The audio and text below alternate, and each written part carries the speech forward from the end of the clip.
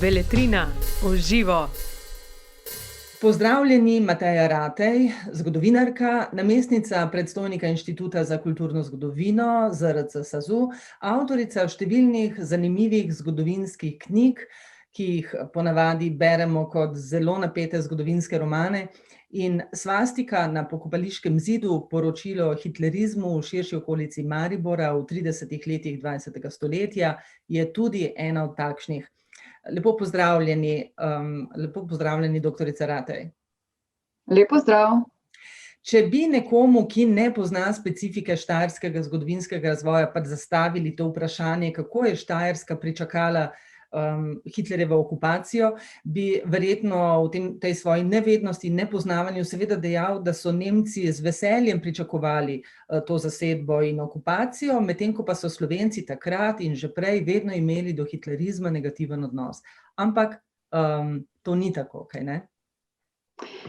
Tako je, ampak pravzaprav ne gre za kakšno posebno nevednost, gre za subtilno posredovano sporočilo, ki smo ga vsi dobili tekom svojega izobraževanja v osnovnih in srednjih šolah.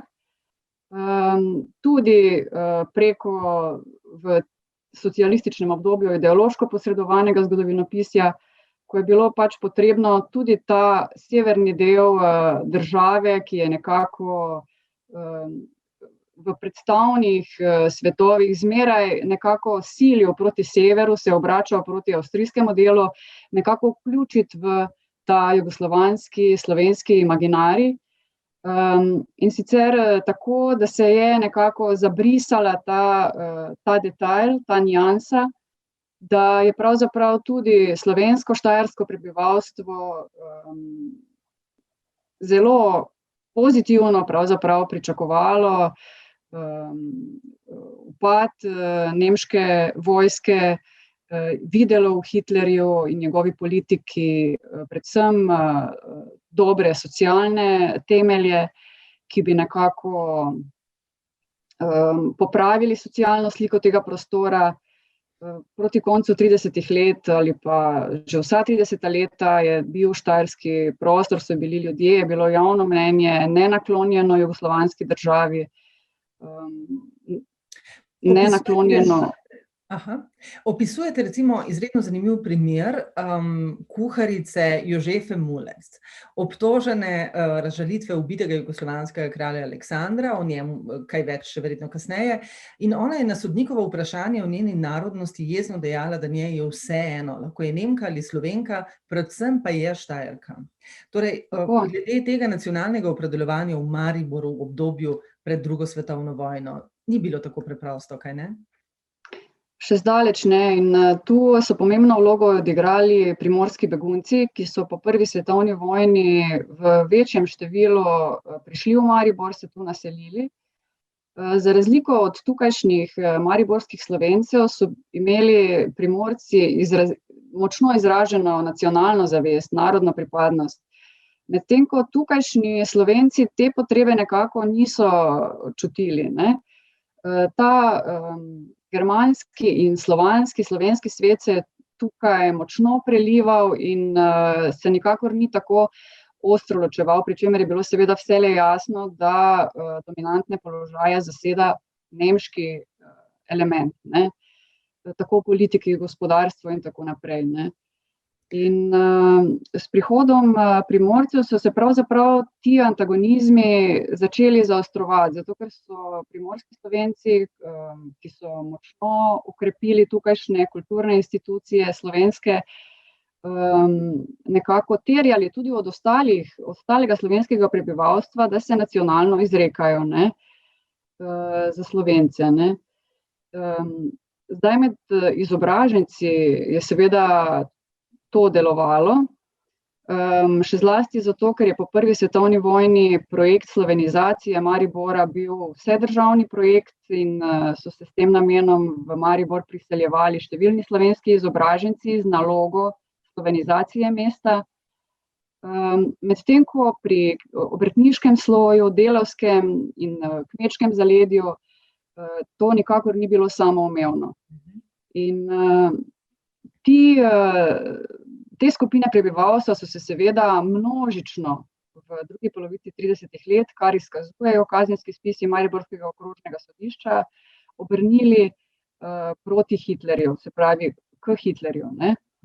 Pričakovali so, da bo Hitler vkorakal v Maribor, naredil mesto spet nemško, ne, da bo pregnal Srbe, takšna je bila dikcija, ne, pognati Srbe in pognati seveda tudi primorske Slovence, ne,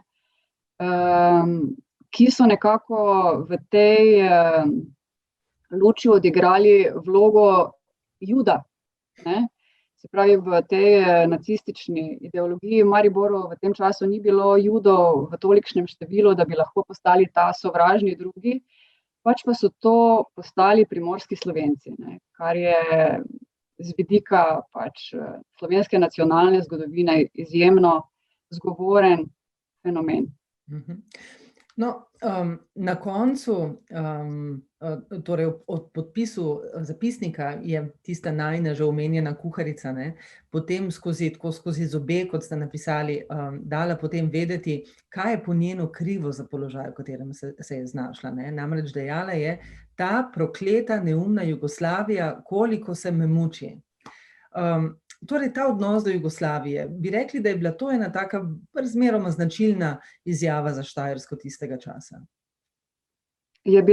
To je bilo vidno tudi v času atentata na kralja Aleksandra leta 1934, ko je umrl v Marseju. Takrat, za tisti čas sem prav tako pregledovala kazenske spise, kajti seveda je bilo prepovedano žaljivo se izražati proti umrlemu kralju, ne. In takrat so bili številni Štajerci spet pred sodišči, ker denimo eden od njih je rekel, kaj pa hodi okrog po svetu, doma bi bil, pa se mu ne bi nič zgodilo, ne. In v tem duhu, ne, ampak to je spet ta isti sloj, ki se je potem vnemal za Hitlerja, ne, medtem kot med izobraženci, zlasti liberalno usmerjenimi izobraženci, je seveda nenadoma ob smrti kralja nastala huda stiska, ker se je pričakovalo, da lahko država razpade, ne, kajti kralj Aleksander je v prvi jugoslovanski državi bil tisti najmočnejši nekako povezovalni element, ne. In ko je kralj umrl, se je pričakovalo, zdaj bo razpadla tudi država, ne. In prva jugoslovanska država nekako ni imela priložnosti v 20 letih svojega obstoja izgraditi trdnega imaginarija, trdne pripadnosti, in to je bilo na severu države v Mariboru, kjer je bilo pravzaprav potrebno na novo spodbujati tako slovensko kot jugoslovansko pripadnost, še posebej izrazito. No, če so se ljudje opredeljevali, kot pravite, recimo med tem nemškim redom in občutkom, da vse poteka po nekih pravilih, in med tem, kar so razumeli za bolj, recimo, balkansko, neracionalno, stihijsko, recimo, to realnostjo prve Jugoslavije, od česa je bilo potem odvisno to uvrščanje v en ali drugi tabor? Res samo od tega, ali je bil nekdo izobraženec ali pa recimo manj izobražen pripadnik nekega socialnega sloja? Kako so potekale te glavne identifikacije? No, šlo je predvsem za veliko socialno neenakost in za veliko razslojenost in za neurejenost položaja posameznih skupin. Denimo hišnih pomočnic, služabnikov, tudi izrazito neurejeni socialni položaj, ko je lahko hišna pomočnica iz danes na jutri pristala na cesti brez kakršnihkoli prihodkov, ne, in brez kakršnegakoli argumenta strani delodajalca. Potem seveda delavstvo, ne, v tem času, vsa 30 leta, ves čas poteka intenzivna rast komunističnega gibanja, ki je nekako najbolj znalo pritegniti delavstvo, ne. Pri čemer je pa spet z vidika hitlerizma na Štajerskem zanimivo, da se pravi kmetsko, obrtniško, delavsko prebivalstvo marsikje ni ločevalo med ideologijama komunizma in hitlerizma. Oboje je videlo kot neko skrajno obliko političnega boja, nekoliko romantično, ker je vse potekalo v ilegali, ne.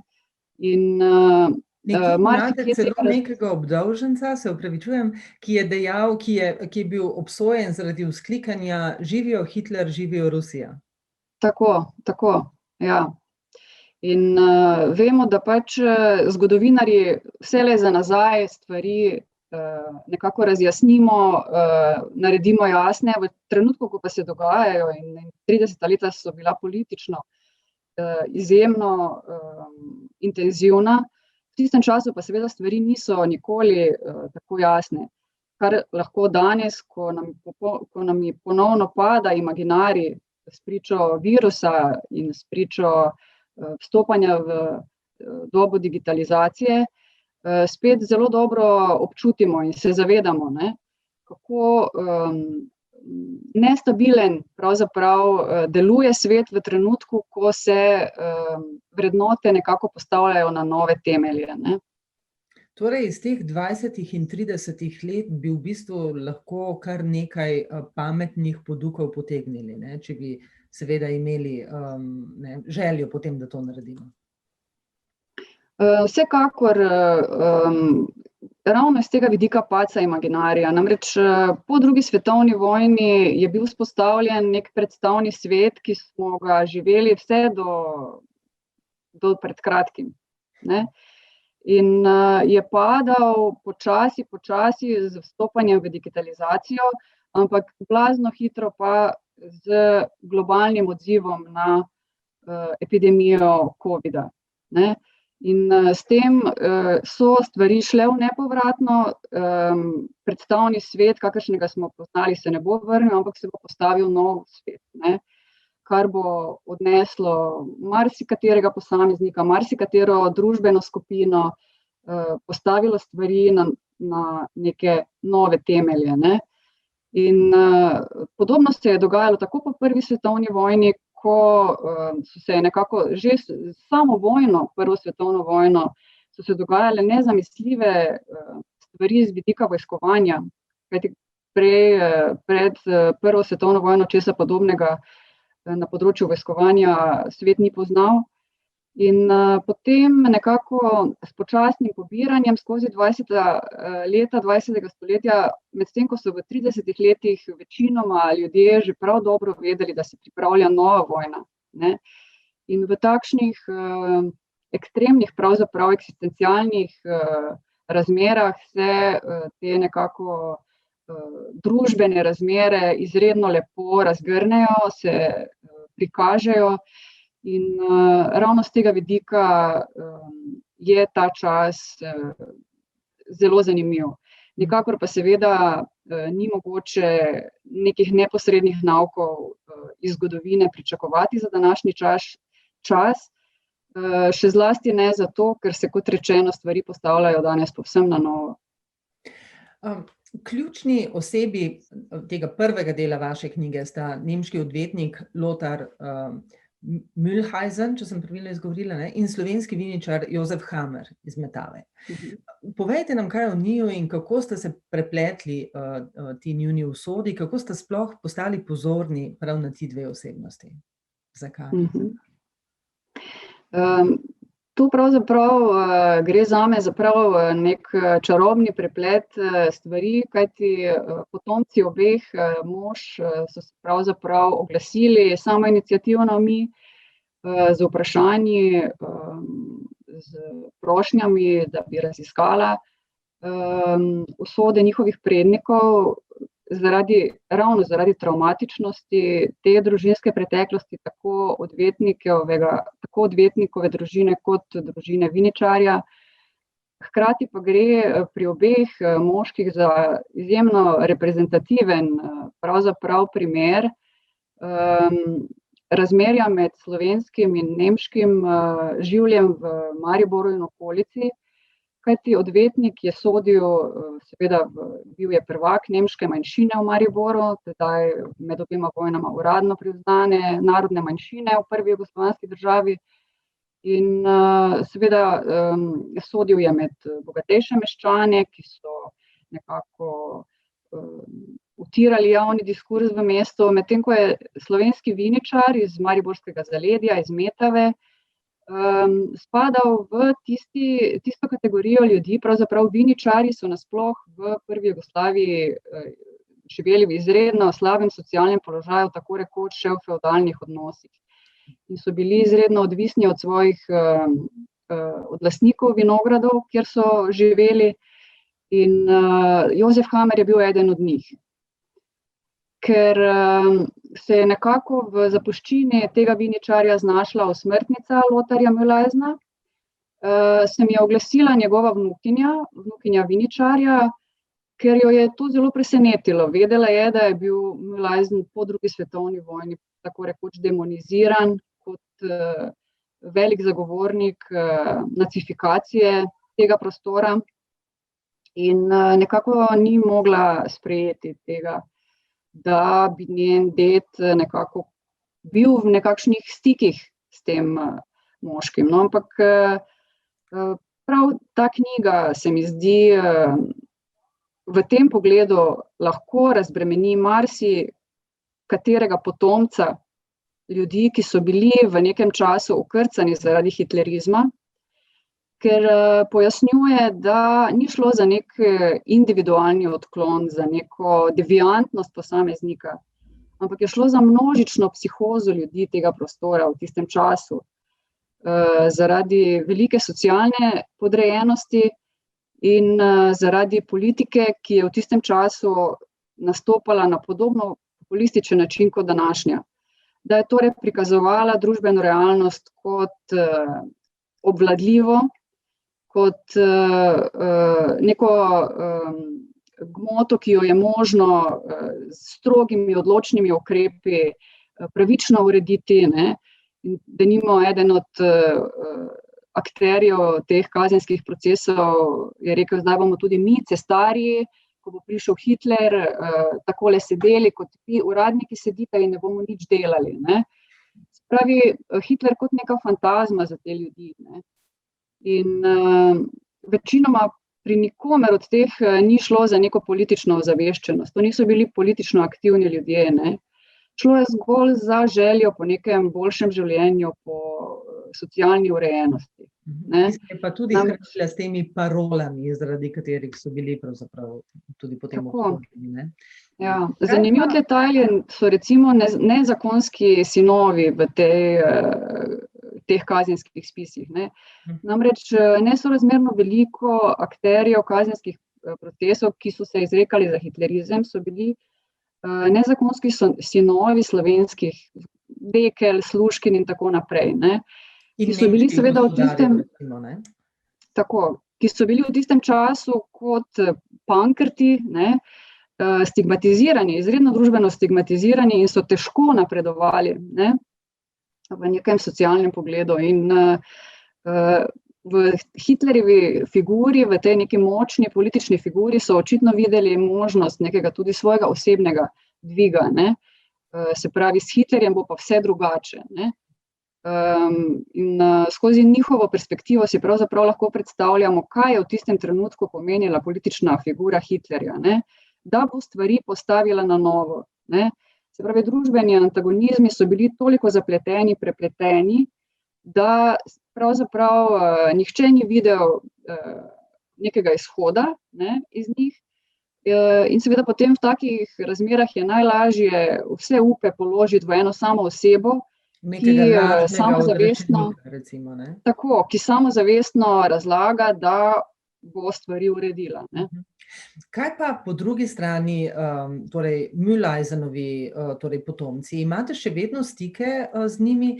Mislim, da je bila vnukinja, torej Lotarjeva vnukinja, ki vam je dejala, da recimo potem očeta, ki pa si je dejansko umazal roke v tistem medvojnem obdobju, da v življenju potem ni dojemala kot zelo ideološko obremenjenega, ampak tudi njegovi otroci so imeli sami pri sebi vrsto, recimo, ne vem, psiholoških težav. Recimo, en zelo zanimiv citat iz vaše knjige, ko vam je ona dejala o tem, kako je mlademu človeku enostavno oprati možgane, bi lahko pripovedovala ure in ure.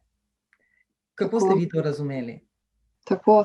Je tisto najeno kratkotrajno pravzaprav druženje, ona je obiskala Maribor, mislim, da sva sedeli 3-4 ure, ko se je čas nekako ustavil, ker so se prepletali ti dogodki, informacije in tako naprej.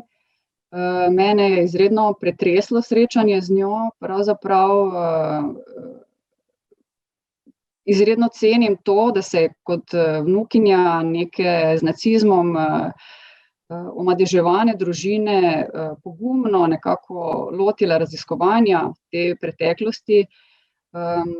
Dejala je, da je oče nikoli ni o Mariboru povedal ničesar, čeprav se je tu rodil, tu odraščal, hodil v šole in ostal v Mariboru vse do okupacije, kot odrasel moški.